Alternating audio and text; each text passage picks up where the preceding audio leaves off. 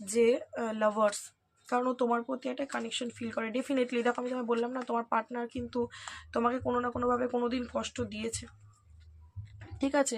সেরকম যেরকমই কষ্ট হোক, লোকের কথা শুনে হোক, কোনো থার্ড পার্টির কথা শুনে হোক, বা কোনো চালাকি বুদ্ধি করতে গিয়ে হোক, বা তোমাকে যদি এরকম হতে পারে তোমার লাইফে এসেছিলো, তোমাকে অনেক মিথ্যে কথা বলেছে, অনেক ছলচাতুরি করেছে তোমার সাথে, ঠিক আছে?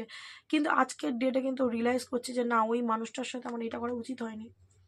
সত্যি মানুষটা খুব ভালো, এই যে অনুভবটা সে কিন্তু আজকে করতে পারছে। কিংবা সে যদি ওর বাড়ির পরিস্থিতি, মানে পরিস্থিতিতে পড়ে, তার ফ্যামিলি প্রেশার ছিল বা কোনো কারণে সে তোমাকে ঠকাতে বাধ্যও হয়েছে, সে কিন্তু আজকে রিগ্রেট এনার্জিতে রয়েছে। সবসময় যে সে ঠকাতেই চায় মন থেকে সেটা নয়, অনেক সময় হয় যে সে চায় না, বাট তার ফ্যামিলি প্রেশার এরকম থাকে, বা সে যদি ম্যারিড থাকে, তার বাড়িতে ওয়াইফ রয়েছে বা হাজব্যান্ড রয়েছে, সে চেয়েও সম্পর্কটাকে কিন্তু ক্যারি করতে পারে না, তখন সে কি হয়, বাধ্য হয়ে সম্পর্কটাকে বেরিয়ে যায়। কিন্তু সে কিন্তু বেরিয়ে গিয়ে আজকে ভালো নেই, কারণ এখানে 10 অফ কাপস বলে দিচ্ছ, তোমাকেই মনের মধ্যে কিন্তু তোমার সাথেই সুখ খোঁজে।